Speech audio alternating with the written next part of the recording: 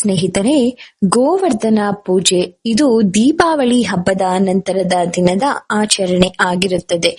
ಇದು ಕಾರ್ತಿಕ ಮಾಸದ ಶುಕ್ಲ ಪಕ್ಷದ ಪಾಡ್ಯ ತಿಥಿಯಲ್ಲಿ ಆಚರಿಸಲಾಗುತ್ತದೆ. ಗೋವರ್ಧನ ಪೂಜೆಯನ್ನು ಮಧ್ಯಾಹ್ನದ ನಂತರ ಸಾಯಂಕಾಲದಲ್ಲಿ ಆಚರಿಸುವ ಪದ್ಧತಿ ಇರುತ್ತದೆ.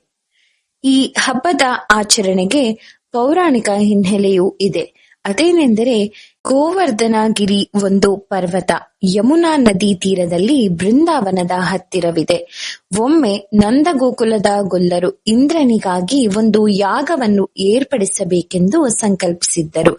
ಯಾಗದ ಬದಲು ಗೋವರ್ಧನಗಿರಿಯನ್ನೇ ಪೂಜಿಸಬೇಕೆಂದು ಶ್ರೀಕೃಷ್ಣನು ಗೊಲ್ಲರಿಗೆ ಸೂಚಿಸಿದ.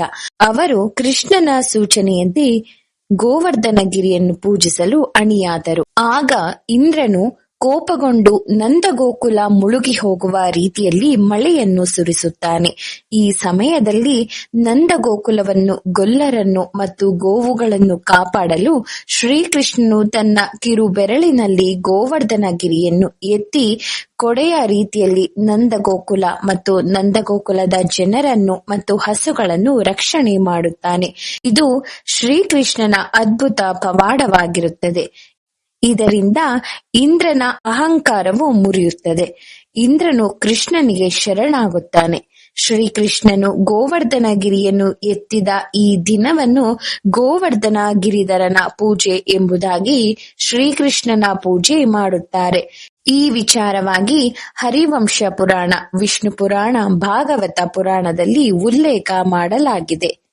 ಗೋವರ್ಧನಗಿರಿ ಪೂಜೆ ಮಾಡುವ ಉದ್ದೇಶವೇನೆಂದರೆ, ಪ್ರಕೃತಿಯನ್ನು ಆರಾಧನೆ ಮಾಡುವ ಉದ್ದೇಶ ಮತ್ತು ಪ್ರಕೃತಿಯನ್ನು ಸಂರಕ್ಷಣೆ ಮಾಡುವ ಕರ್ತವ್ಯ ವಿಧಾನವಾಗಿರುತ್ತದೆ. ನಮ್ಮ ಹಿಂದೂ ಧರ್ಮದಲ್ಲಿ ಗೋವಿಗೆ ಅತ್ಯಂತ ಪ್ರಮುಖ ಸ್ಥಾನವನ್ನು ನೀಡಿರುತ್ತಾರೆ. ಗೋವನ್ನು ಗೋಮಾತೆ ಎಂಬುದಾಗಿ ನಾವು ಆರಾಧನೆಯನ್ನು ಮಾಡುತ್ತೇವೆ. ಹಾಗಾಗಿ ಗೋವುಗಳನ್ನು ರಕ್ಷಣೆ ಮಾಡಬೇಕಾಗಿರುವುದು ನಮ್ಮೆಲ್ಲರ ಕರ್ತವ್ಯ ಎಂಬುದನ್ನು ಶ್ರೀಕೃಷ್ಣನು ತೋರಿಸಿಕೊಟ್ಟಿದ್ದಾನೆ. ಈ ದಿನದಂದು ಹಸಿರು ತರಕಾರಿಯ ಆಹಾರಗಳನ್ನು ಸೇವಿಸಲಾಗುತ್ತದೆ. ನಮಗೆಲ್ಲ ಆಶ್ರಯ ಮತ್ತು ಆಹಾರವನ್ನು ಕೊಟ್ಟು ಬದುಕನ್ನು ನೀಡುತ್ತಿರುವ ಪ್ರಕೃತಿ ಮಾತೆಗೆ ನಮನ ಮಾಡುವಂತಹ ಸ್ಮರಣಾರ್ಹ ದಿನವಾಗಿರುತ್ತದೆ. ಈ ದಿನವನ್ನು ಅನ್ನದ ಕೂಟದ ಹಬ್ಬ ಎಂಬುದಾಗಿ ಸಹ ಆಚರಿಸುತ್ತಾರೆ. ಯಮುನಾ ನದಿಯ ತಪ್ಪಲಲ್ಲಿರುವ ಗೋವರ್ಧನಗಿರಿಯಲ್ಲಿ ಗೋವುಗಳ ವಾಸದ ತಾಣವಾಗಿರುತ್ತದೆ. ಈ ದಿನದಂದು ಶ್ರೀಕೃಷ್ಣ ಹಾಗೂ ಗೋಮಾತೆಯ ಪೂಜೆಯನ್ನು ಮಾಡಲಾಗುತ್ತದೆ. ಈ ದಿನದಂದು ಯಾರು ಗೋಮಾತೆಯನ್ನು, ಶ್ರೀಕೃಷ್ಣನನ್ನು ಪೂಜೆ ಮಾಡುತ್ತಾರೆಯೋ ಶ್ರೀಕೃಷ್ಣ ಪರಮಾತ್ಮನು ಸಕಲ ಸೌಭಾಗ್ಯವನ್ನು ಕೊಟ್ಟು ಕಾಪಾಡುತ್ತಾನೆ ಎನ್ನುವ ನಂಬಿಕೆ ಇದೆ. ಕೃಷ್ಣ ನಾಮಾವಳಿ ಹಾಗೂ ಮಹಾವಿಷ್ಣುವಿನ ನಾಮಾವಳಿಯನ್ನು, ಗೋಮಾತೆ ಅಥವಾ ಸುರಭಿ ದೇವಿಯ ನಾಮಾವಳಿಯನ್ನು ಜಪಿಸಲಾಗುತ್ತದೆ. ಹೊಸ ವಸ್ತ್ರಗಳನ್ನು ಧರಿಸಿ, ವಿಧ ವಿಧವಾದ ಆಹಾರಗಳನ್ನು ತಯಾರಿಸಿ, ಸಿಹಿ ಪದಾರ್ಥವನ್ನು ತಯಾರಿಸಿ ಶ್ರೀಕೃಷ್ಣನಿಗೆ ನೈವೇದ್ಯ ಮಾಡಲಾಗುತ್ತದೆ. ನಂತರ ಮನೆ ಮಂದಿಯೆಲ್ಲ ಆಹಾರ ಸೇವನೆ ಮಾಡಬೇಕು.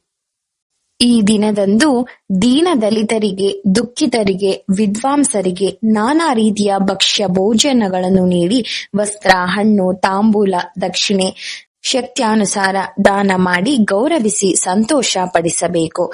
ಈ ದಿನದಂದು ಗೋವುಗಳನ್ನು ಮೆರವಣಿಗೆಯಲ್ಲಿ ಬೀದಿಗಳಲ್ಲಿ ಕರೆತರುತ್ತಾರೆ. ಗ್ರಾಮ ಪ್ರದಕ್ಷಿಣೆ ಮಾಡಿಸುತ್ತಾರೆ. ಪ್ರತಿಯೊಬ್ಬರೂ ತಮ್ಮ ಮನೆಯ ಮುಂದೆ ಬಂದಾಗ ಗೋಗ್ರಾಸ ನೀಡಬೇಕು.